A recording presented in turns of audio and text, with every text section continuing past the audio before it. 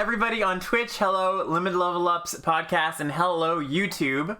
Here we are on a deep dive on Black Red in AFR. So this is going to be almost like, I'm kind of drawing inspiration from Sam Black here. It's almost like a Sam Black style drafting archetypes deep dive on Black Red in the format. I hope Sam doesn't also do Black Red this week. That would be a major disaster.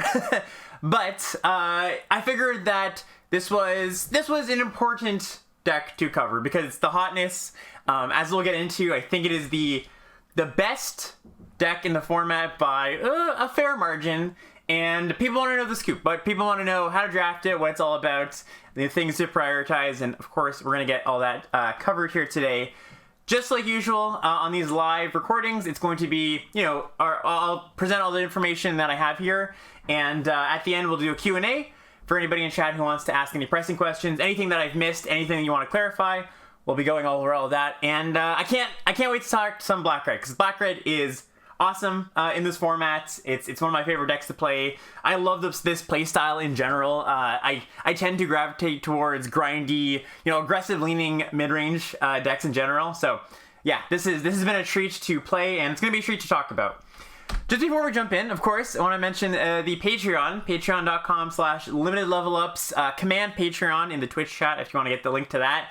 This is the best place this is the best way to support me. If you want to go there, if you want to support the podcast, support the stream, support any of my content really, this is the most direct way to do so. If you choose to do so, if you choose to become a patron at any level, you'll get access to secret channels on the Limited Level Ups Discord, which is free, by the way. But if you are a patron, you get access to the super sneaky channels in there that are hidden to most people. That's where you'll get the most direct access to help from me if you want it, or just like a lot of other really like-minded and smart people who frequent those channels.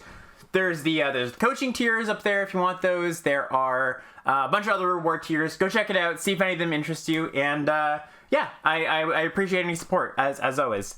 So let's just jump into this here. We'll get into talking about the deck. Let's just start with the big picture here. So there was a period of time, I'd say this is 3 days ago, maybe 4 days ago at this point, where I drafted Black Red almost exclusively for like 15 drafts. Part of the reason I wanted to do this episode this week is on last week's episode, the big State of the Format address episode, one of the things I said is that red-white was the best deck in the format. It's the kind of the boogeyman of the format.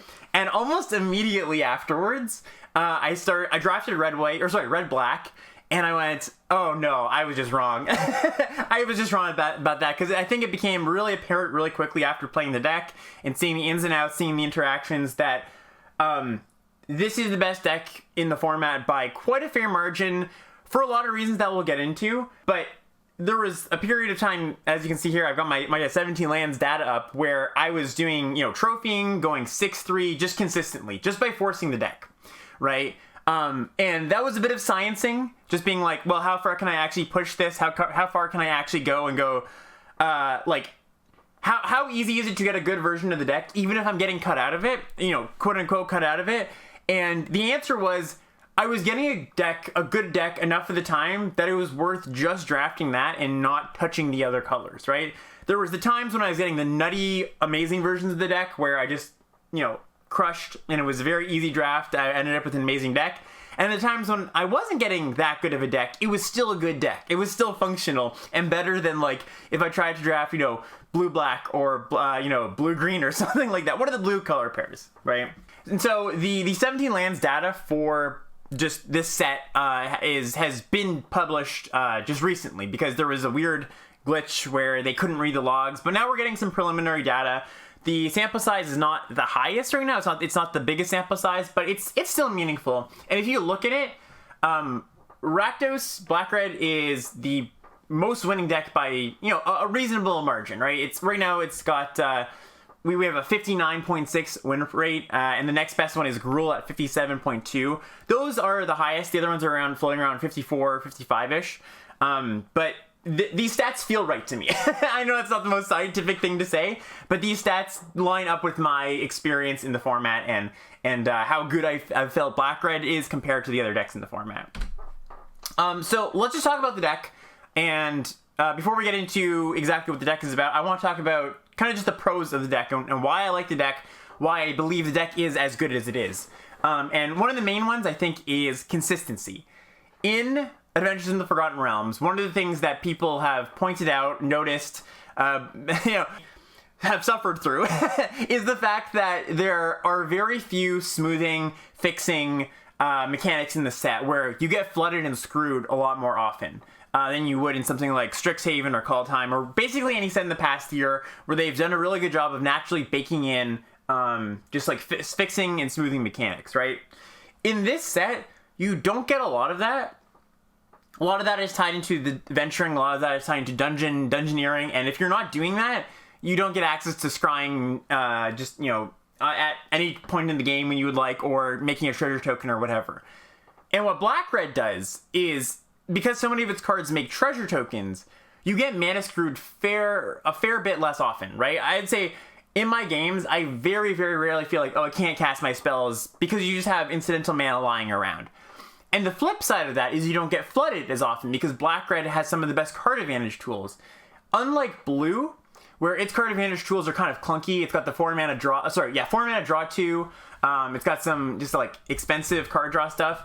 Black gets access to really cheap card draw and card filtering. So one of the most important ones, and one of those I'm sure I'm going to be talking about a lot, is Deadly Dispute. So this is 1 and a black for a instant as an additional cost to cast this spell, sacrifice an artifact or a creature, draw 2 cards, and create a treasure token, right? And this looks like a card we've seen in the past. Ultra's Reap, there's like some Plunder card from Ixalan, very similar cards. Village Rites, if you want to make that comparison. But this card is a lot better than those, I think. I think a lot of people look at this card and they're like, okay, it's like a kind of upgraded version of those types of cards, right? But I think in this format, the fact that you just have treasures lying around, and the fact that you get your treasure token back on this card if after you cast it, means that it plays out more like a 2 mana draw 2 rather than a card where you're putting in your deck for like sacrifice energies, or for like, oh, I'm going to protect, if my opponent goes to kill something, I sacrifice in response, get some value out of it. This is a powerful, like an intrinsically powerful card disguised as a kind of medium card that we've seen in the past, right? So that's one card advantage tool. It also gets, Skullport Merchant, which is the uncommon 1/4, makes a treasure when it comes in, has a 2 mana ability. You can sacrifice a treasure to draw a card. That one's great, right? There's also, there's a few more filtering tools in there we're going to get into, but this deck fundamentally solves a lot of the problems that you face in this format when deck building. Another pro of this deck is its availability at common. A lot of the key parts to the deck, I'd say almost all of the key parts to the deck, are available at common, right? Deadly Dispute, the 2 mana instant we just talked about. Price of Loyalty, which is the active trees in effect. This is 2 in a red for a sorcery. Gain control of target creature until the end of turn. Untap that creature. It gains haste. And if mana was spent from a treasure to cast it, that creature gets +2/+0 until end of turn. This is also a very, very important card to the deck. We'll get into talking about this one a little bit more in depth later. But this is a common. There's multiple common sacrifice outlets. And so, unlike a lot of the other decks in the format that kind of, require you to pick up specific pieces or good uncommons to really make it work, this deck has a lot of commons. This deck just has a lot of commons that you're happy to pick up, right? I think a lot of the cards that are planted for other decks, for blue-green, for black-blue, whatever other deck in the format, they kind of miss. A lot of them kind of miss, right? So you're happy to pick up 50% of them in the set, but the other 50% you're like, oh, I don't really want that card very much. That problem doesn't really happen for Black-Red. I'm pretty happy with all of the synergy cards, all of the cards in general. Black and red just have some of the most powerful cards in the set. I think red is the most powerful color in the set. Black is up there as well. So it's just like I was saying before, when I was really trying to hard force the deck to see how far I could push it.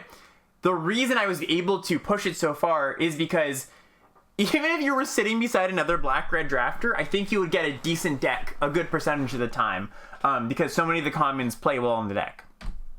Another big picture point that's really great about this deck is it is a high synergy deck in a low synergy format.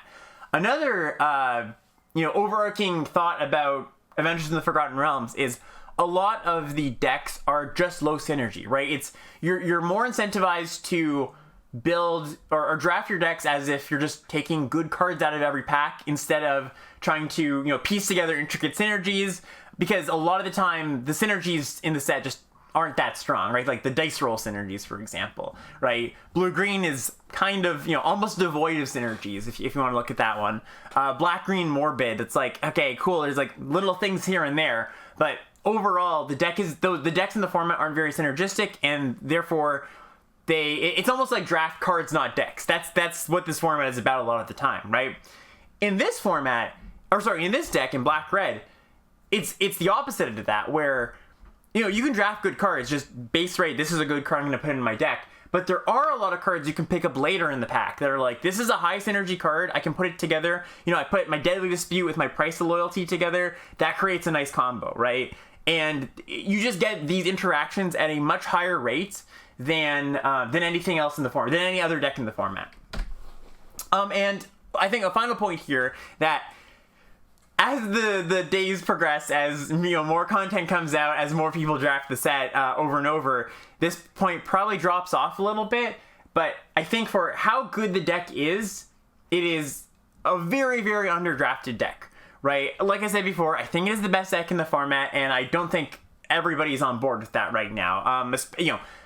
People that don't consume content, just people who are either playing constructed and just want to draft to fill out their collection, or just people that are less invested in the game in general, they're definitely not going to be on, okay, I should just be drafting black-red a lot. And even the people who are into content, I think there hasn't been a chance for a lot of content to come out yet, because we're still pretty early in the format, and the good word of black-red has not proliferated throughout the masses.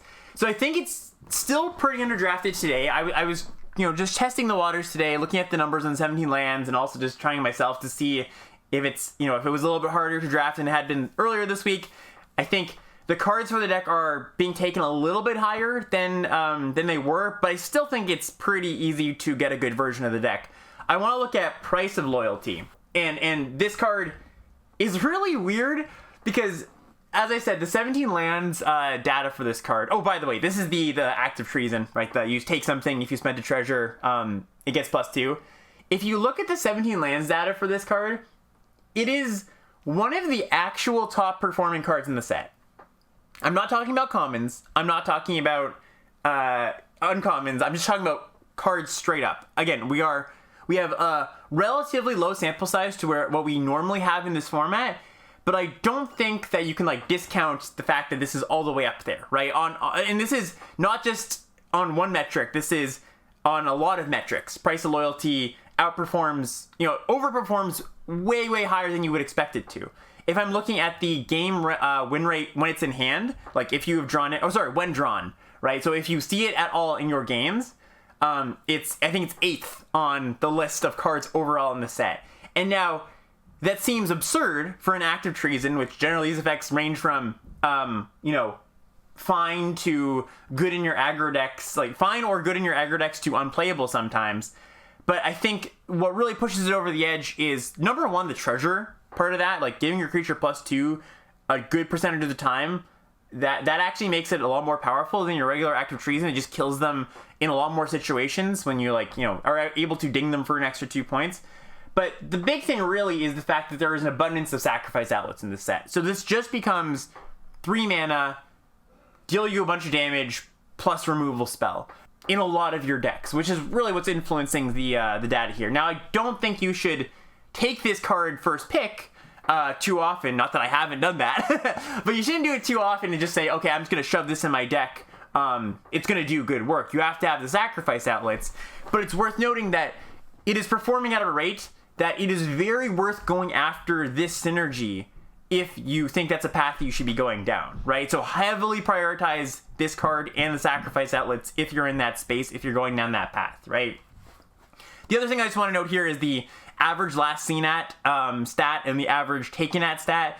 Currently, the average last seen at stat is around 7, so it's seen 7th pick on average at the latest, and the average taken at is at 10 among 17 lands users, which implies that 17 lands users, which are in the demographic of, good slash invested Magic players are actually taking this at a lower rate than the rest of the arena population, because the average last seen act stat takes into account, just like that takes into account everybody at the table, whereas the average taken at stat doesn't do that. It just says I am a 17 lands user. This is on average where I'm taking it, right? Or on average where the population is taking it. So that's worth noting when thinking about the fact that this is, an underrated card right now. The last big picture point I want to talk about here is it's very easy to splash in this deck. And that's one of the strengths of this deck, where you can very easily just take that Xanathar or that Adult Gold Dragon or that Drizzt you opened. I realize that Drizzt is not touching black or red. It is a green-white card, but it is not that hard to splash these cards in your deck, right? So you get, if we're talking about this deck altogether, you get a situation where it's an underdrafted deck, the pieces exist at common, the cards are just intrinsically powerful, you've got a really synergistic deck, and on top of that, you get to splash the best cards in the format, and you get to steal them from the other good decks, right? A lot of the power of being, green-white, for example, would be that, okay, you get a Drizzt late. You get it, third pick in pack 3 or something. But the fact that the black-red player can just snipe it up is, it's kind of not great news for the green-white player, but of course good news for the black-red player, because you can just take all the bombs that you see. Well, let's get into the actual deck, and I just want to talk about what the deck is doing, how to conceptualize it, and how I'm conceptualizing it, and kind of just the space you're playing in. Aggro, sacrifice, mid-range control. I've had a lot of people say, is this an aggressive deck? Is it a mid-range deck? Is it like a steal and sack combo deck? And the answer is, it's kind of a little bit of all of those things. I would best classify it as an aggressive leaning mid-range deck, right? Where you're getting on board early, you can certainly pressure, but the tools you have available in good removal spells, well-statted creatures, good, card filter and card advantage tools, means that you can play more of a mid-range or even a control game in some decks or in some game states, right? So you kind of get the best of both worlds, where you get I get to punish my opponent's slow draws with my aggressive draws. Just I'm playing 2, 3, 4, kill you. I have active treasons in my deck, right? And you get that equity, but also you get the equity of, okay, if the game's going a little bit slower, my opponent removes my 2-drop, my 3-drop, I can still play that game. Whereas something like a red-white equipment deck has a bit more trouble if your opponent just snaps off a Dragonfire on your 2-drop and then your 3-drop. Then you're kind of sitting there with these equipment and these maybe combat tricks, and you can't really play the long game very well, where this black-red deck does do it pretty well. I will say that outside of Price of Loyalty, which is the active treason, which I see as more of a combo slash synergy piece rather than an aggressive card, I don't like putting cards in my deck for the sole purpose of aggression, right? We're going to get into this a little bit later, but I'm not a huge fan of putting the Boots of Speed, for example, the 1-mana equipment that equips for 1, gives the creature +1 and +0 in haste. Equipment in general, like Thieves' Tool is another one where this is the one in the black equipment that it makes something unblockable, makes a power 3 or less creature unblockable. I think these cards are fine and you could include them, but I would almost never prioritize them, and I just don't think it's what the deck is really about. There are versions of the deck where you end up you're in a path in the draft where you're heavy red, and then you just kind of audible into black-red, and you're like, okay, I started with a bunch of Hobgoblin Captains, I have these 3/1 attackers, I have these hulking bugbears, and you're just like, I have an aggressive plan in general. And you can play the equipment, you can play the Thieves' Tools, that works, but if you start off your draft black-red, I don't think it's a great idea to put cards in your deck that are purely there for aggression, just because I don't think enough of your cards play well with Thieves' Tools, right? You have too many, if your deck is, Thieves' Tools and its ilk, equipment in general, because if, your deck, one of the more important synergy pieces is Deadly Dispute. This is the 2-mana sacrifice something, you draw 2, make a treasure. So if you, draw that and draw your equipment, ostensibly you can sack those equipment, right? But you have a lot of cards like Deadly Dispute that are kind of playing this, grindy game, and I think if you have too many purely aggressive cards in your deck, you just have too many awkward draws, basically. So I wouldn't prioritize those cards. Okay, so let's talk about the themes in the deck. If you look on the little card you get in the back of your pre-release kit, you'll see that the black-red theme, the prescribed black-red theme is treasure. And I think for the most part this is true, right? There's a lot of cards in black-red that make treasure. There's a lot of cards in black-red that make use of treasure, either from they get a bonus effect when you cast them with treasure, or just something like Skullport Merchant, which is that 3 mana 1/4 that enters the battlefield, makes a treasure. You can sacrifice a treasure to draw a card. Just like pays you off for making treasure in some way. And like I mentioned before, treasure is just like a inherently good thing because it helps smooth your mana, right? It helps ramp you, helps smooth your mana. A lot of my decks are going to be in that treasure space. There are decks that don't play in this space as much. You just don't happen to pick up the good treasure makers, like Plundering Barbarian, which is the 2 and red 2/2 that you can either, when it enters the battlefield, you destroy an artifact or you create a treasure token, or like you just don't end up in a space where you have a lot of payoffs and it's just like, okay, I have some treasure stuff, but I don't have any reason to play it outside. It smooths my mana. And in that case, you don't want to prioritize stuff like Hired Hexblade, the 1 in the black 2/2 that enters the battlefield and you draw a card, lose a life if you spent treasure to cast it. Those go down your priority list, but in general, I would say like 80% of the time I end up in a space where I can make good use of these cards, and this is a pretty prevalent theme. The other thing, of course, is the Seal and Sack theme, where you have Price of Loyalty and you pair it with a sacrifice outlet, either Deadly Dispute or Skullport Merchant or Sepulchre Ghoul, which is Sepulchre Ghoul is another important part of this deck. It's 1 in a black for a 2/1.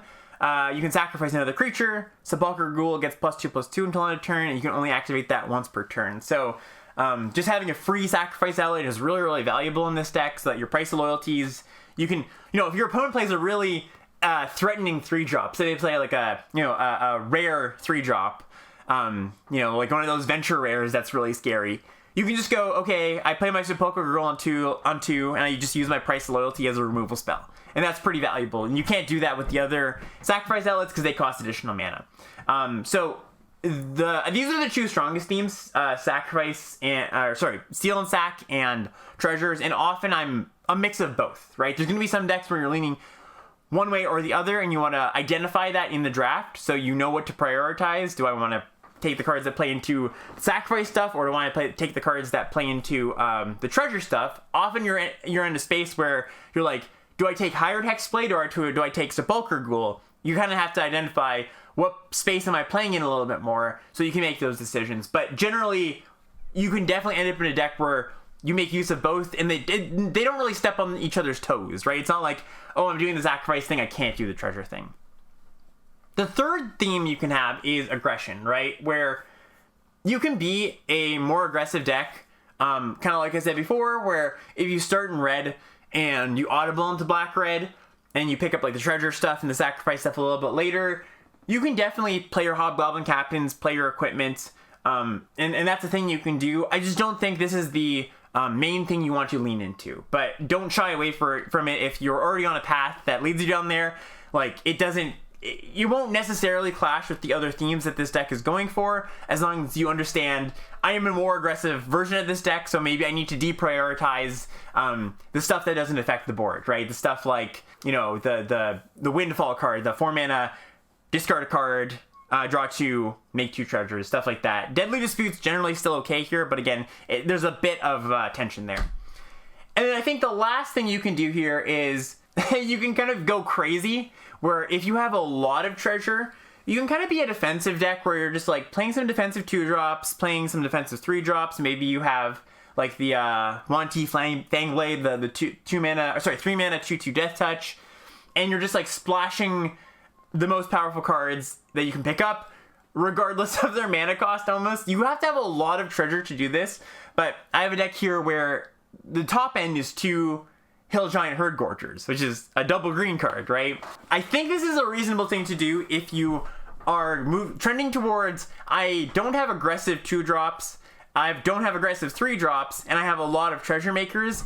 Be aware that this is something that I think exists, but it's not very common because you have to have a lot of treasures, and generally you are leaning more into the semi-aggressive, I'm going to steal your stuff and attack you with it plan. So this is like I'd say like a 5% of the time you end up here.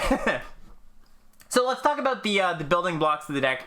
The real key important parts. Now that we talked about what the deck is all about, the themes, let's talk about what to prioritize and the important parts of the deck. So the core of the deck, if you just drafted 4 copies of each of these, I think you could have a good deck and just surround them with other, miscellaneous other cards in black and red. Are Price of Loyalty, which is the active trees in effect. The Deadly Dispute, which is the 2 mana, sacrifice something, you get a treasure and 2 cards. And Sepulchre Ghoul, which is the 1 in a black 2/1, sacrifice another creature, Ghoul gets +2/+2 until end of turn, activate only once per turn. These 3 cards are just very powerful. There's just a pocket of synergy, right? Like, the Price of Loyalty obviously naturally synergizes with the sacrifice stuff. Sepulchre Ghoul is just like a reasonable 2-drop. Deadly Dispute, like I said before, is just a powerful card. So this is your core. And these are the things you should be prioritizing above. I don't want to say above all else. Obviously, you're going to take rares. Obviously, you're going to take the really good uncommons over these cards. But if you know you are in this deck, these are the synergies that you need to prioritize. And I can see spots where you're later in the draft, you have maybe a bunch of sacrifice outlets and no Price of Loyalties, or vice versa. You should be prioritizing the pieces that you're missing above, powerful uncommons, right? I've made picks where I'm like, okay, there's Magic Missile in the pack, the 1 red, deal 3 as you choose divided, and Price of Loyalty. And if you have enough sacrifice outlets, Price of Loyalty is just a better removal spell than Magic Missile most of the time. And I go, I know I need to prioritize these specific cards. I know I need to take these over more intrinsically powerful cards, right? So I really, really want to stress that if you don't have like 3 Deadly Disputes, 3 Price of Loyalties, consider getting to that number basically if you're in this deck. Okay, let's go over top uncommons. Early on, you're going to want to take these cards over those core cards just because you don't always know you're going to end up in the most dedicated sacrifice versions of the deck or the most dedicated treasure-centric versions of the deck. But if you take these cards early, these uncommons, I would suggest going towards that route of I'm going to be black-red, both because these cards synergize well with in the black-red deck, and because, again, I think black-red is a really, really good place to kind of trend towards. So, top of the list here, we've got Skullport Merchant and Battlecry Goblin. I have these as the top 2 uncommons in the set. I think that they are just fantastic, premium. So Skullport Merchant, I've read it a bunch of times, but this is the 1/4 that makes a treasure. And then Battlecry Goblin is 1 in a red for a 2/2 that you can pay 1 in a red, and it says goblins you control get +1/+0 and gain haste until end of turn. And as pack tactics, it makes an attacking goblin, attacking 1/1 goblin. In the absolute best sacrifice/treasure versions of the deck, you would take Skullport Merchant over Battlecry Goblin. I think pack 1, pick 1. I'm still on Battlecry Goblin, both because red is stronger than black by, not leaps and bounds, but I think enough to make me take it over the Skullport Merchant, pick 1, pack 1. But I know for sure I've had to face this pick at some point where I go, which one do I want to take? Okay, I have all the sacrifice treasure pieces. Skullport Merchant's just going to be better here. Worth noting about Skullport Merchant, this is a just fantastic card in the deck just for what it does. It gives you a good blocker. It means that all of your sacrifice, your steal, your active treason cards are turned on. You're going to have this sacrifice outlet that gives you value. Sacrifice, like a lot of times the play pattern in this deck is you cast all your cards that give you treasure. Those treasures kind of sit around for a little bit. When you draw this, you can start drawing like 5 cards off of it. Really, really powerful. Battlecry Goblin is interesting because you might think it kind of goes against what I was saying before about you don't really want to be aggressive, super aggressive in this deck, but this card is just powerful enough and is enough of an army in a can that it kind of, it doesn't matter. Basically, it's just so good that it doesn't matter. It's not like this card is bad in a mid-range deck, right? It still can pump to trade up if you're behind. It's still just a 2-mana 2/2.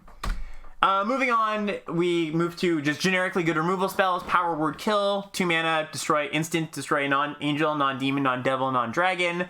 And Magic Missile, 1 red, sorcery, can't be countered, deals 3, divided as you choose. These cards are just powerful cards. And I think these are just some of the top performing cards in the set overall, including rares, including all the commons. So take these early.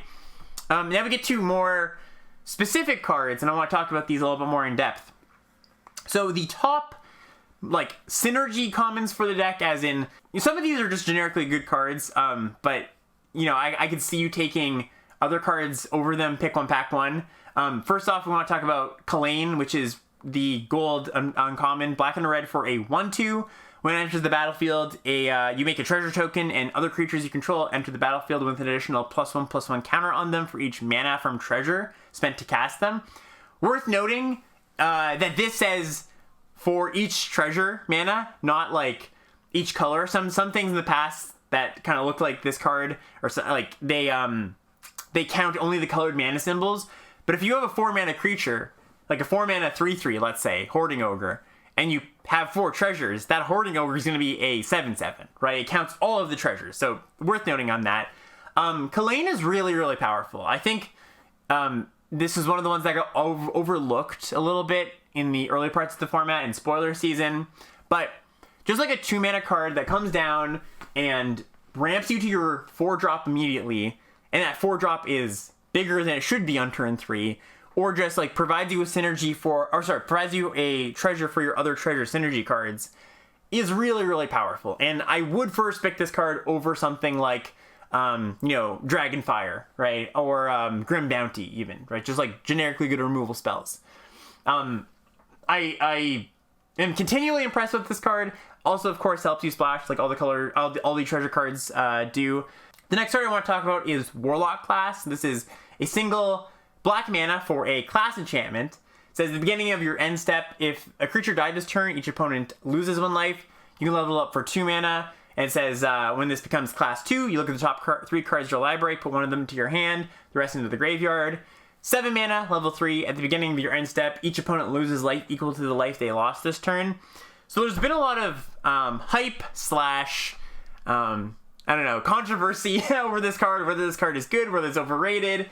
And I really like the card in red-black specifically.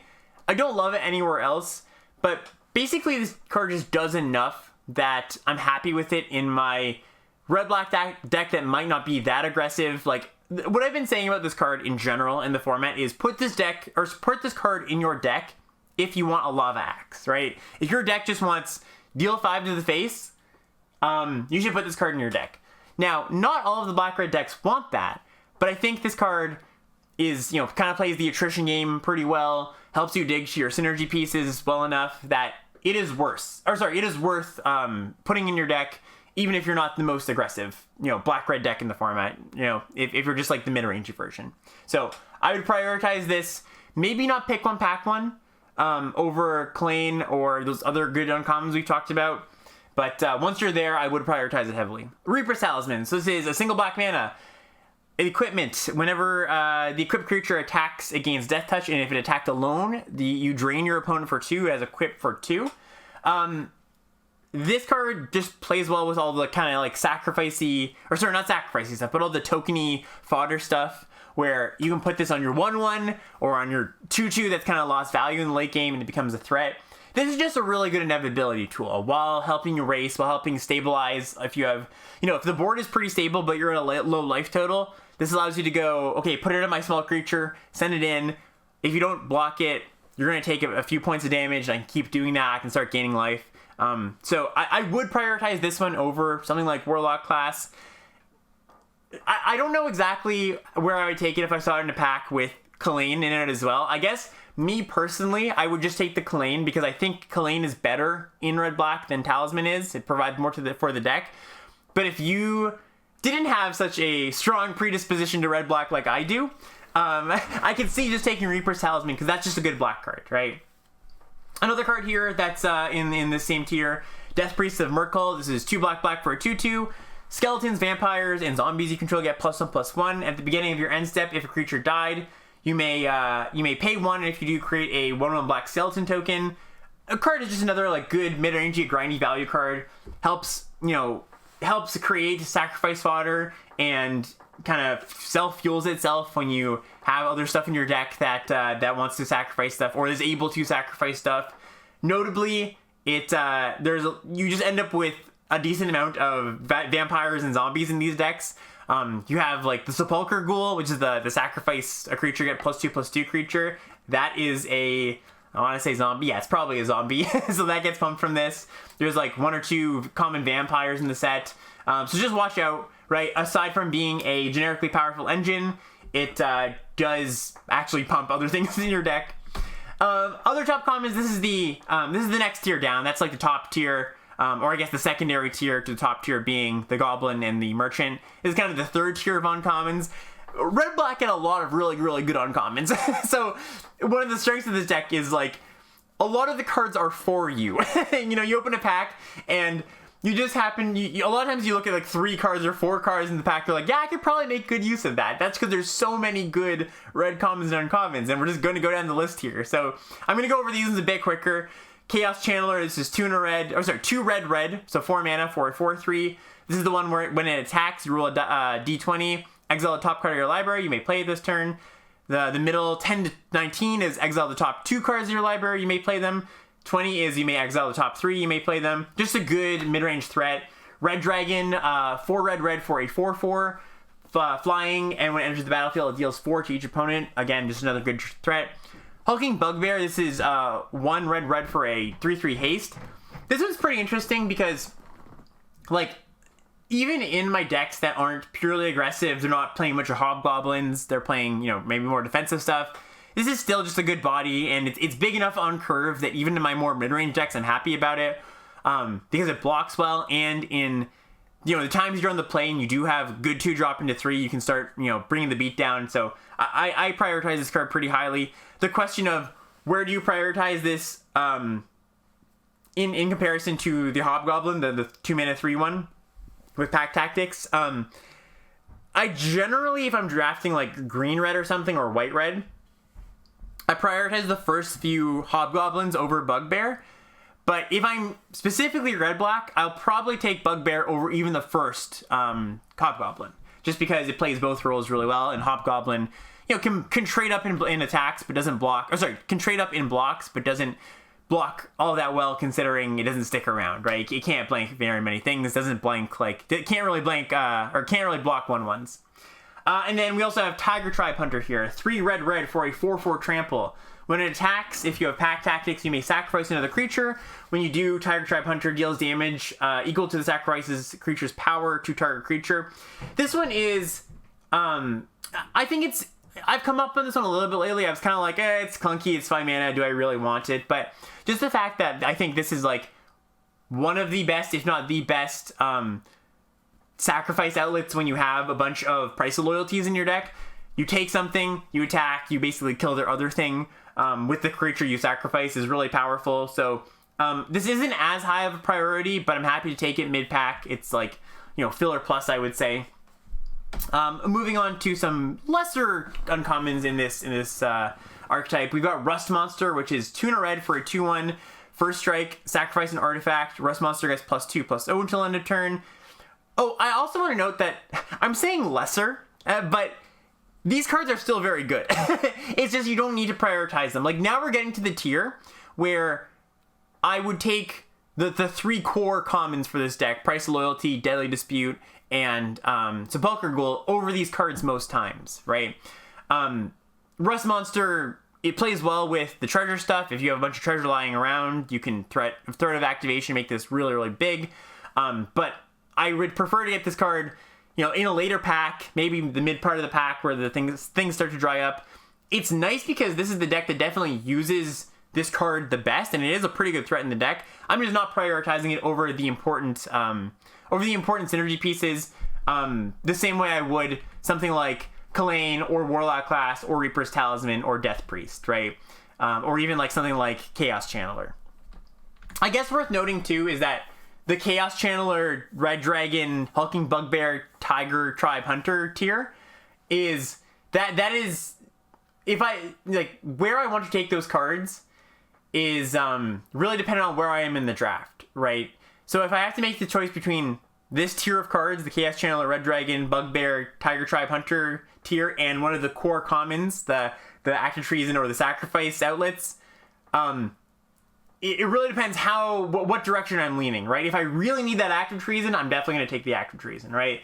If I really need the sacrifice outlet, I'll really take a sacrifice outlet. But if I'm kind of okay on both those fronts, I'll take one of these generically powerful commons. Or sorry, one of these generically powerful uncommons.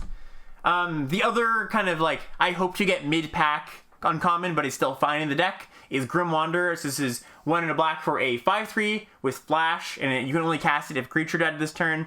You know, you can make this is pretty easily castable.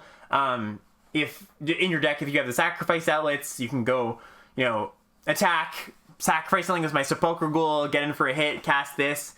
This plays particularly well if you have a lot of removal, because 5 does hit pretty hard, right? Where you can just like remove their stuff, attack for 5, remove their stuff, attack for 5, and this does end the game pretty quickly.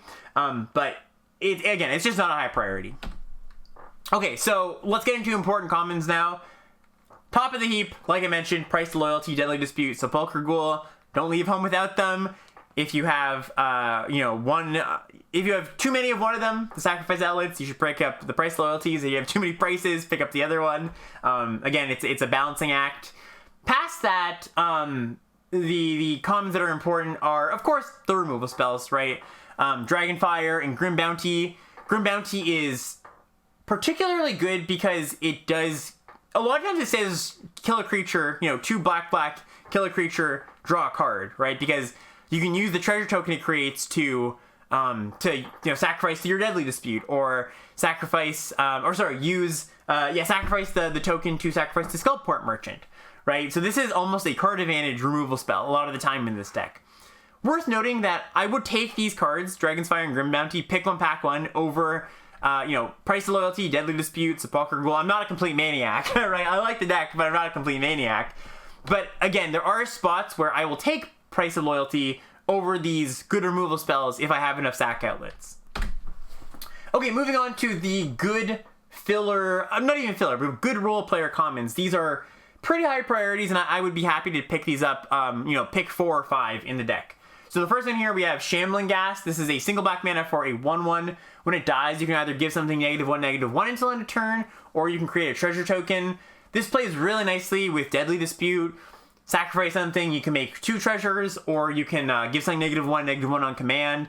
Plays really well with Sepulchral Ghoul as well. It chips in for early damage, so you can I've been saying this whole time, this deck isn't really that aggressive, but it doesn't mind chip damage. You have active treasons in your deck, so if you have, if you can find ways to get it for chip damage each turn, the active treason can, play the role of just kill you rather than removal spell. So that's kind of nice. I think this is a card that looks bad on its surface, and I certainly thought it was bad for the first few days in the format, but as I played it, the more I realized, I really, really want 2 to 3 copies of this. Not only does it have really good synergies in the deck, but it's one of the best tools against the more aggressive decks in the format, right? Your opponent plays a Hobgoblin Captain, and they just cry, they cry if you have this card on the battlefield, right? Because best case scenario, they have 2 of them. They just absolutely can't attack into it or even kill it. Worst case scenario, you trade with their Hobgoblin Captain, even if it has first strike, and you create a treasure token. So really, really nice piece for the deck. We have Plundering Barbarian, which is 2 and a red for a 2/2. Enters the battlefield, you destroy an artifact or make a treasure. Just a nice glue piece. Comes down, blocks the 2 drops pretty well. Can trade with some of the 3 drops.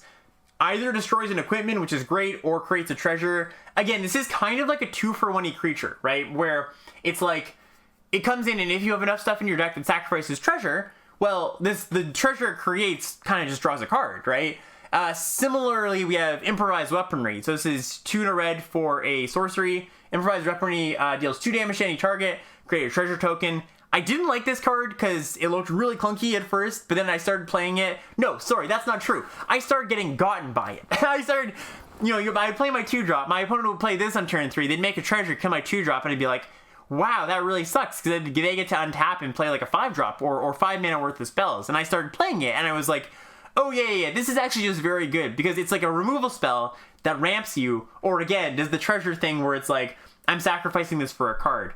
So all 3 of these cards, Shambling Ghast, Plundering Barbarian, Improvised Weaponry, I think they look below rate, basically, and not cards you would want to take early, cards you want to kind of wheel. But if I have started on a black-red path, I have a Kalane, I have a Skullport Merchant, or even just like a good black or red rare, these are cards I'm pretty happy to take out of the pack, pick 4 or pick 5, rather than speculate on another color, right? I think I've seen a lot of people go, okay, well, there's nothing in this pack for me that's very exciting. There's a Plundering Barbarian, there's a Shambling Ghast, but I don't really want to take those early. I'll just take this, like, Owlbear or something. You know, I'll take this, this Minimus Containment or whatever.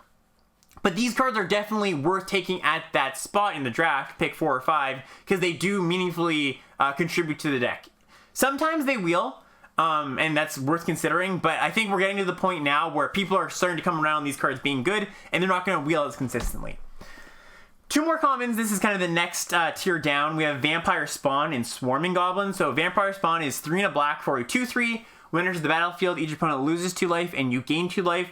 Swarming Goblins is a 5 mana creature, 4 and a red for a 4/3. You roll a d20.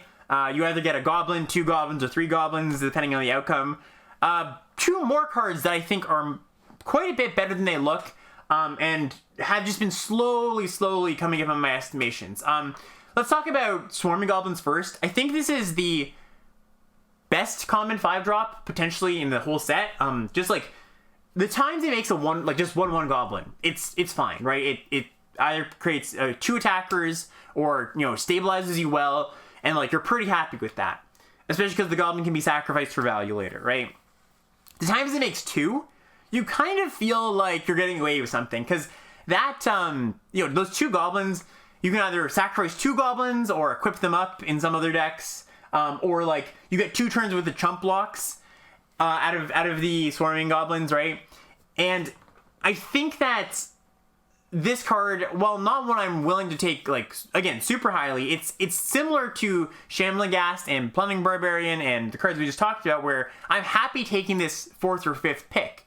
I think this card is comparable to something like Owlbear, right? Whereas Owlbear has Trample and draws a card, this can, like, either gain you 4, 5, 6 virtual life by virtue of the token chump blocking, or it can draw you some cards based on the synergy cards in your deck that sacrifice stuff and draw cards, right? So I'm happy with this card. I'm happy playing like 3 of them, honestly.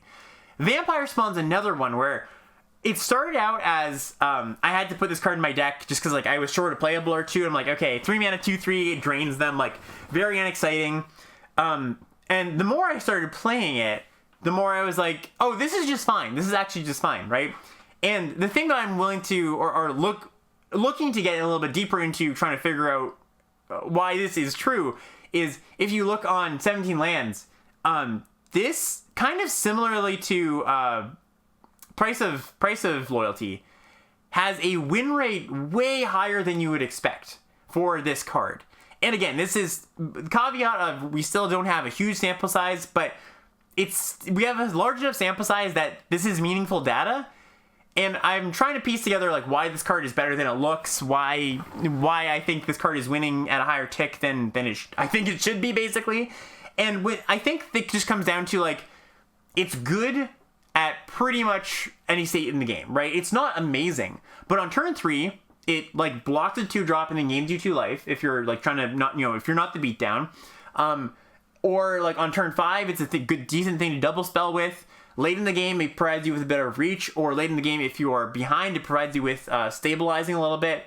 And I think the 2/3 body is just, like, fine in this format. In some formats, 2/3 feels, like, kind of understated. You're like, oh, I don't want to put this card in my deck.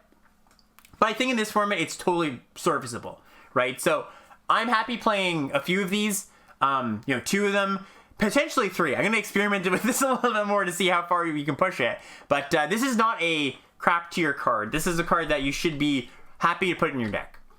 Okay, let's move into some more situational cards. So we have Hoarding Ogre and Hired Hexblade here. Hoarding Ogre is the 4 mana, 3 and a red, 3/3. When it attacks, you roll a d20. 1 to 9, you make a treasure. 10 to 19, you make 2 treasures. If you hit the jackpot, you get 3 treasures. And this card is quite good if you have a lot of ways to use the treasure, right? A lot of sacrifice outlets, if you have Kalane, right, to make, like, a bunch of treasure. If you're splashing, this is one of the better splash enablers because it can, like, repeatedly make treasures. But if you don't have that stuff, this kind of sucks. So you really want to get value out of the first attack if you don't have, like, a lot of removal to repeatedly get this in, right? Because you want to be happy with this attacks once, I make some treasure, because that treasure is valuable to me in some way. Either I have Hired Hexblade in my deck where I can like cast the Hexblade with it to draw a card, or again I have those sacrifice outlets to make use of the treasure. So where you want to prioritize this card, or if you want to prioritize this card, really depends on if you have enough payoffs for having a lot of treasure. There are definitely packs, I'll speculate on it early. Early as in like, mid part of the pack, 7th pick, where there's not much. I'm choosing between this and, some other middling common that doesn't, like a Sellsword, the 4 mana 4/3 that gets haste in first strike if you cast a treasure with it, or cast it with a treasure. I'll probably take this because it has the potential to be really good in my deck, where I think that card is generally medium. But this isn't this is sometimes food, basically. Similarly, Hired Hexblade, this is the 1 and a black for a 2/2. When it enters the battlefield, if you cast it with a treasure, you draw a card, you lose a life. I was putting this card in my deck just like every single time before in my black-red decks. I was like, oh yeah, this is just good. I can play it on 2, it can trade off, whatever. But I found as I experimented more with the deck that you really want to be careful if you're in a deck that has enough treasure to make this draw a card enough of the time, right? Because if you have like 4 treasure makers, this is just a bear most of the time. You could hold this until you draw your Plundering Barbarian and then cycle it, but you lose out on a lot of the value there of just being like a reasonable statted creature that draws a card early in the game.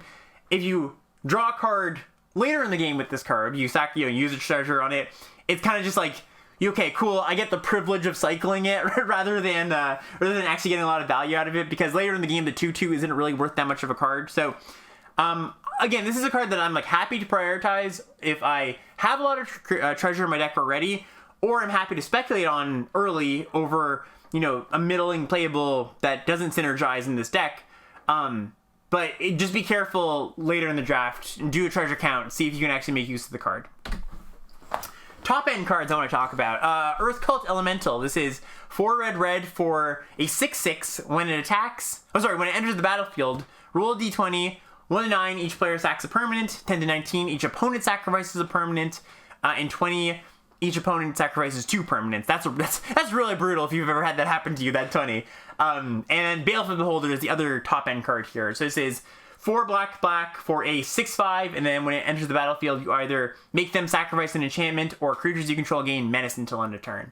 I found that both of these cards are definitely playable plus even. I like Earth Cult Elemental a little bit more, just because like the 6-point toughness is meaningful.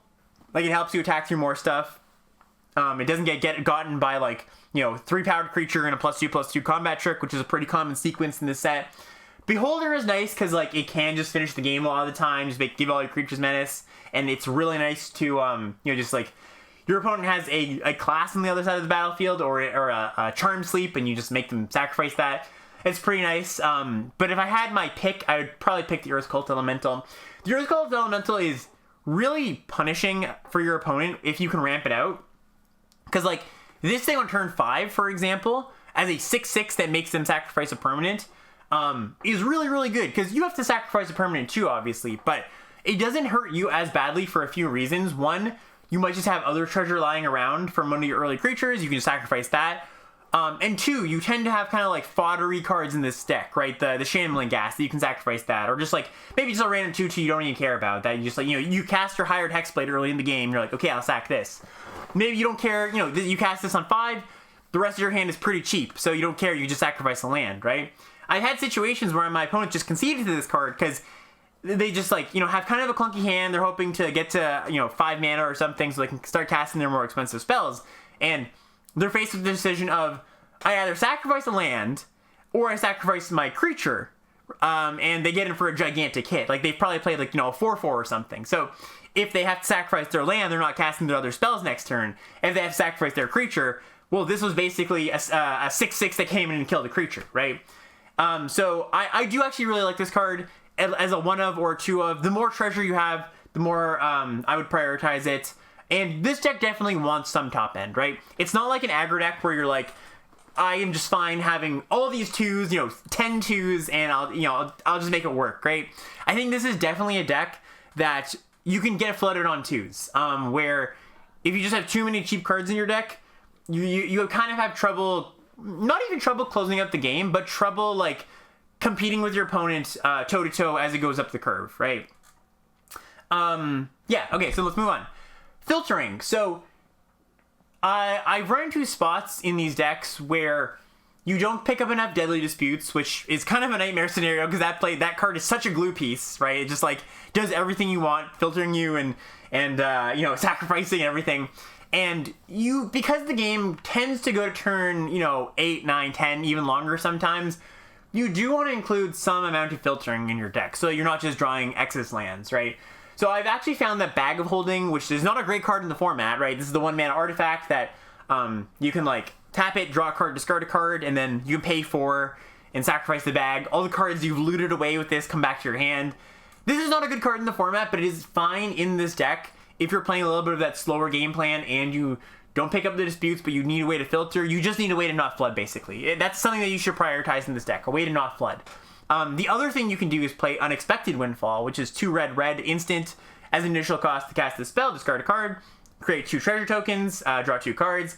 This is good both if you are the Splish Splashy deck that like really wants to Splish Splash, or again, you just need that filtering that you don't have, right? So these aren't always priorities. You don't always want these cards, but do prioritize them if you're missing that filtering, if you're missing some way to churn through your deck, some way to kind of gain some velocity. Okay, notable exclusions on our list of cards here. I have Jade Sellsword. This is the 3 in a red 4/3 common. When Jade Sellsword, Tongue Twister, enters the battlefield, it gains haste and first strike if you spent mana from a treasure to cast it. This is fine, and I think that if you have Kalain, this is a good card because a 3 mana, or sorry, turn 3, 5/3 first strike haste is actually really, really good. And like, I still wouldn't like prioritize putting the card in your deck if you have Kalain, but it definitely makes me want to play it more. But in general, I don't love putting this card in my deck just because, again, we're not that aggressive of a deck. It's a fine 4-drop if you need it, but it's one of the lower, lower on the priority list for sure. Horde Robber, this is 1 in a black for a 1/3. When it deals combat damage to a player, create a treasure token. This is not a particularly good card in this deck. Like, you don't naturally have a lot of ways to get this card in. You're not putting equipment in your deck usually, and like, it's not worth putting in equipment like Thieves Tools in your deck to get this in because it's just like not worth the payoff. It's nice when it gets in, but it's not like, oh man, like I really did it. And also, it's not worth like spending a removal spell to, I'll get their 2-drop out of the way, get in, I make a treasure. Okay, cool. Like, it's a lot of hassle to get this going, right? So I don't prioritize this. This is not one of the better 2-drops. You could play it if you really, really needed to, but it's kind of a trap if you want to put it that way. Hobgoblin Captain, we talked about this one a little bit. This is 1 red for a 3/1. When it attacks against first strike, if you have Pack Tactics. Not that I wouldn't play this card. I would always play this card if I had space for it and I had it. I'm just not prioritizing it, right? I'm not prioritizing this over Sepulchre Ghoul, over Hired Hexblade even, unless I know I'm going down a more aggressive route with this deck. It's just like, a lot of the cards in this deck don't get on the battlefield with a lot of power, or it's just like, when you have this and Skullport Merchant, for example, you have like a 3/1 into a 1/4. Pack Tactics doesn't turn on very quickly with this thing, right? So it's hard to optimize for this card in your deck, so I just don't prioritize it that much. It's still fine though. And then Precipitous Drop, this is 2 in a black for the enchantment. When it enters the battlefield, you venture into the dungeon, and the enchanted creature gets -2/-2. It gets -5/-5 as long as you have completed a dungeon. This is a card I think in general has just gone way down for me in the format. I just don't take it very highly at all. I rarely put it in my deck. I think you want this card only if you are venturing a lot, right? Because otherwise it's just like, it trades down on mana too much. It doesn't kill the things you need to kill too often. So if you have the capacity to complete a dungeon, or you care about venturing, which are kind of the same thing, you can play this card. But the black-red decks very, very rarely have enough. Like, I don't think I've made it past like the second point in the dungeon, and any of the dungeons in this deck very often when I'm playing black-red. So this is not the removal spell of choice by any means. And then again, I just want to note that equipment isn't really what you want for this deck unless you are one of those rare, more aggressive versions of the deck. overall, when you're drafting this deck, just closing us out here, it's a balancing act of priorities, is the way I would put it, right? This is my biggest tip, where you really have to, as you're drafting the deck, understand what pieces you have and what pieces you need, and that informs what you need to prioritize going forward, right? I already spoke to making sure you have a good balance of sacrifice outlets and active treason effects, which, by the way, there's only one active treason effect, which in price of loyalty. So that's something to consider, that you're just not going to see as many of those. So you should probably prioritize those over the sacrifice outlets if you have the choice early on. And to note, I didn't mention this before, but it's probably important to talk about. I will play like 4 or 5 price of loyalties, active treason effects, if I have 4 to 5 sacrifice outlets, right? It's almost a 1-to-1, because that, when you get to go steal their thing, sacrifice it to draw some cards, or sacrifice it to pump my ghoul or whatever, it's just really, really powerful. It feels really good, specifically Deadly Dispute plus price of loyalty. That combo in particular, when you go 5 mana, steal your 4 or 5 drop, sacrifice it to draw 2 and make a treasure, you pull so far ahead, right? So because that is such a powerful sequence, I'm willing to kind of say, okay, sometimes I'm going to draw my act of loyalty and not have a sacrifice outlet, but that's okay, because the times I do, it's really, really powerful, right? So in general, the ratio of sacrifice outlets to stealing cards is close to 1-to-1. Like, if I have only one sacrifice outlet, I can still probably play the price of loyalty, because it'll probably just be like an okay card, and then when I have that sacrifice outlet, it's going to be a removal spell. But as you move up in the number of sacrifice outlets you have, you can really start loading up on the active treasons, on the price of loyalties, because especially if you have Bag of Holding or you have Unexpected Windfall to pitch those when they're no good to you, right? So that's just something to consider. Don't be shy about the number of price of loyalties you pick up or have in your deck, right? Especially if you have an abundance of sacrifice outlets. But as you go on in the draft, it's the same for basically all your types of cards, right? If we just go back to our important cards here, for example, if you have a lot of removal, this is just a generic draft thing, but if you have a lot of removal, stop prioritizing Magic Missile, Power Word Kill, and Dragonfire and Grim Bounty, right? And start picking up more, ways to accrue card advantage or ways to close out the game, right? Some other things that you can consider as you're drafting is, if you have Kalane, which is the 2 mana Signpost Uncommon, you want to prioritize 4 drops a little bit more, because I'm happy playing, if I have 2 Kalanes, I'm pretty happy playing, like, I don't know, 4 or 5 4 drops, because a turn 3 4 drop that's bigger than it should be is really powerful, right? If you have something like Reaper's Talisman, or you have Death Priest of Merkul, which are both kind of want, like, trinkety foddery creatures like Shambling Gas, which is like the 1 mana 1/1. Make sure you pick those cards up. I'm just moving on through this list here of cards we already talked about. If you have Chaos Channeler, that's the one that exiles cards from the top of your library that you can cast when it attacks. You really want cheap cards with that as well, because if you have a bunch of 4s and 5s, you just aren't going to be able to cast multiple spells in a turn with the card. So that's something to keep in mind. And just overall, that is the kind of the main ethos of the deck when I'm drafting it. It's a balancing act of priorities. Really look at your cards, look at what they're asking of you. Just quickly to finish this off here, I want to talk about the mana base a little bit, because there are quite a few double red and double black cards in the deck. So you do want to prioritize Evolving Wilds and Temple of the Dragon Queen. Now, naturally, your mana gets smoothed a little bit in this deck because of the treasures, right? But if you have a bunch of like Grim Bounties in hand, and you have that's a double black card, and if you have Mountain Swamp, that's not going to help you, right? So by nature of the good cards in this deck tend to be double red, double black some of the time. You want to prioritize Evolving Wilds and Temple of the Dragon Queen at a reasonable rate, right? Not over a good uncommon, not over one of the core pieces to the deck, the sack outlets or the price of loyalty. But if you have to make a pick between a mid-level playable like Ogre or Hired Hexblade, I would take the Evolving Wilds or the Mana Fixing, whatever it is. Last thing I want to talk about here is splashing. So this is one of the things I was talking about at the beginning that this deck does very, very well. It's almost free to splash in this deck. It's really comical the level of splashing you can get to. So if you have something like Xanathar, which is the 4 black-blue, you win the game mythic, the 6/5 that takes control of your opponent basically, I am snapping that up if I'm in black-red, right? And worth noting that I tend not to put...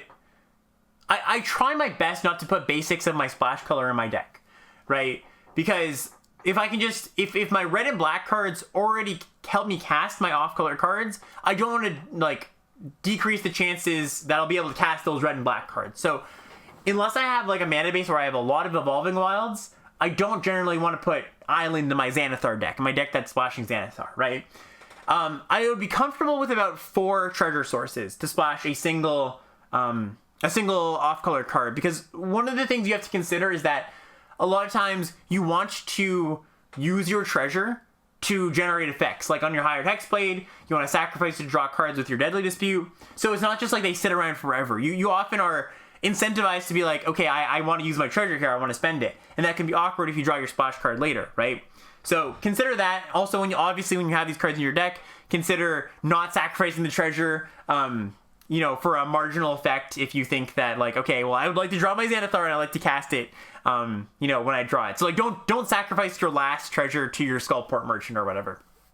And because some of your decks can be very treasure heavy, I have splashed double color cards. I've splashed things like Mind Flayer. I've splashed things like Imarith, right? Where you have a 3 blue card or this works better with expensive cards, not the super cheap ones, right? Especially ones that have a big impact on the game like Mind Flayer, like Imarith. But Herd Gorger is another good example. Don't count these out, right? If you open one of these cards, do a treasure count, see, do I have enough treasure to cast these cards reasonably? And I would say enough treasure is around the 8 treasure area, right? 8+, really. And then there's some cards like Unexpected Windfall, which is the Tormenting Voice. Discard 2 cards, you draw 2 cards, make 2 treasure. That makes you more likely to be able to play these cards. So really be honest with yourself is all I would say. Where you want to be like, okay, do I actually have enough treasure, or am I just trying to jam Mind Flayer in my deck, right? If I am a little bit low on treasure, like I have 7 sources, and I want to play Mind Flayer, then I would probably be more likely to play an Island in my deck, just to have an additional source, especially a tangible source, one that stays on the battlefield. Oh, this isn't the last thing. There's one more thing. What if I don't get there?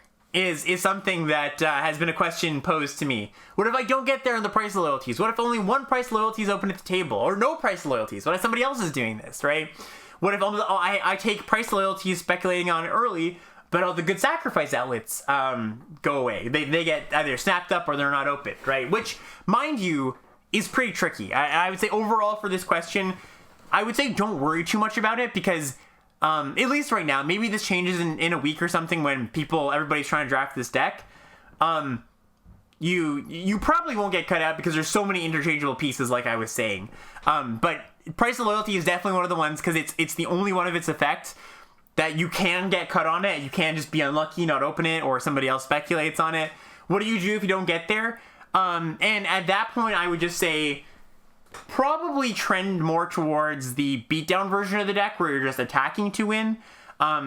Or if you want to make use of the sacrifice outlets, the Sepulchral Ghoul, the Deadly Dispute, the Skullport Merchant, pick up cards that play well in that space, right? Pick up stuff like the Shambling Ghast, the 1/1 that dies into a treasure.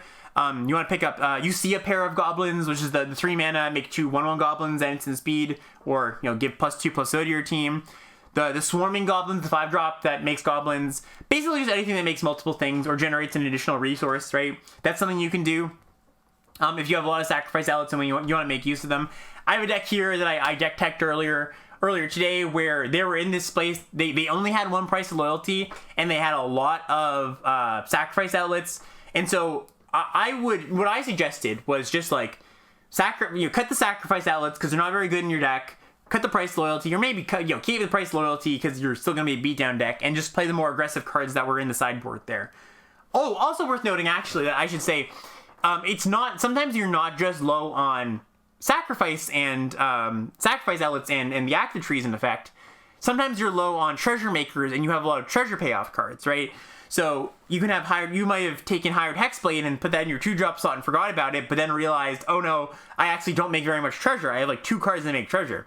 That's something you should worry about too. And at that point, try to pick up other 2-drops that aren't Hired Hexblade, because Hired Hexblade's not a particular exciting card if you can't draw a card off of it at some point, right?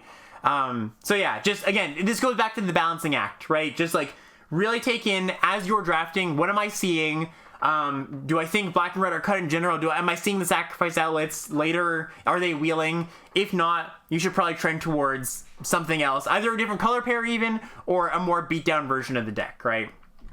All right, that's going to conclude the drafting of Black Red and Adventures in the Forgotten Realms podcast. Once again, thank you to everybody on Patreon who supports the show.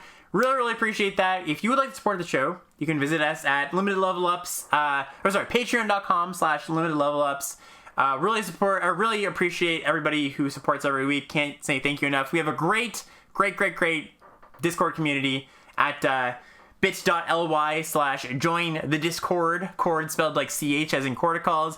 Really happy with the community we've built over there. There's a lot of great people. They're all treats to talk to. really just genuinely nice people that I enjoy engaging with every day. So we're going to move to the Q&A section of the chat. Again, if you would like to ask a question, please do so.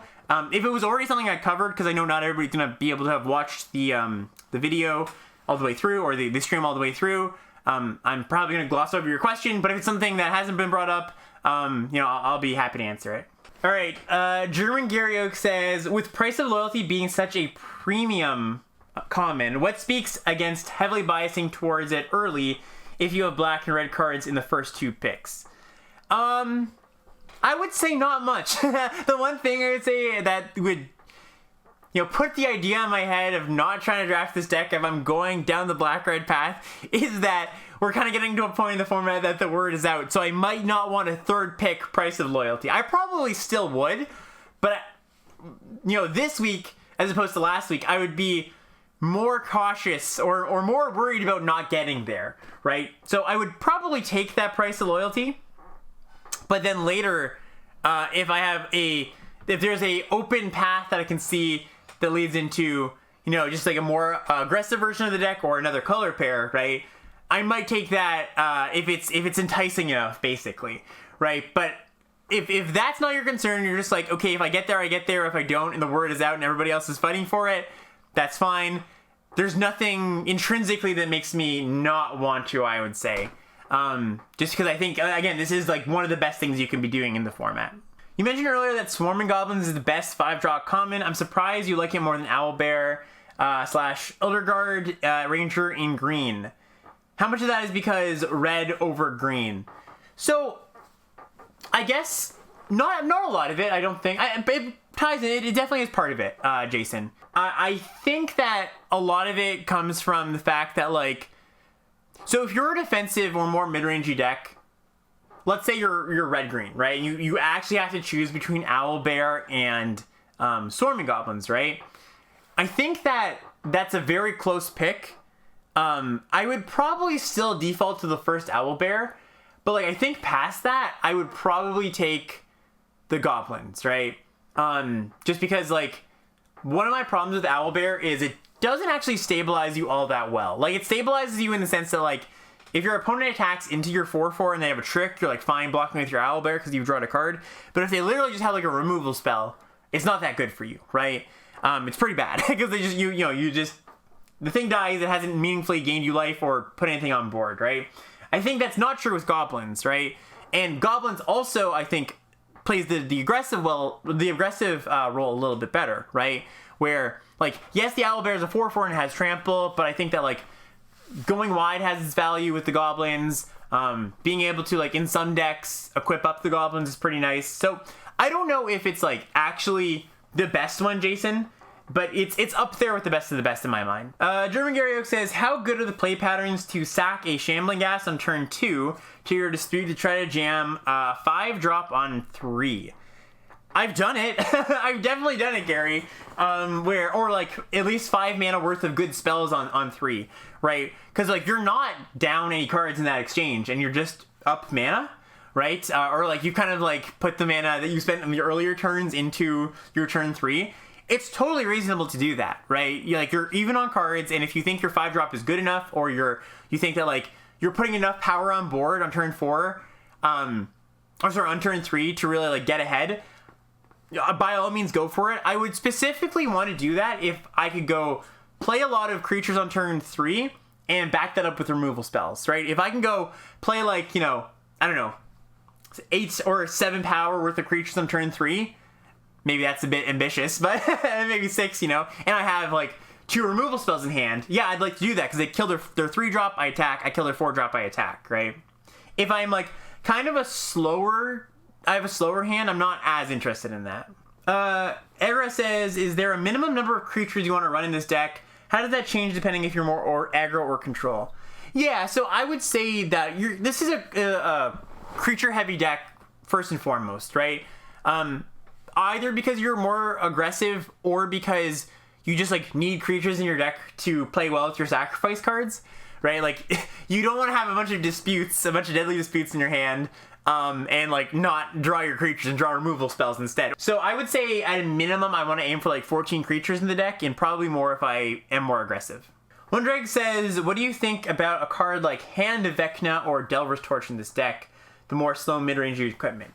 Yeah, so good question. I think Delver's Torch in particular is an interesting space to play in, because you could be like, if you're playing a slower game that points you towards wanting to venture more, and like Delver's Torch is one of the best ways to do it, especially if you have just like a bunch of fodder lying around.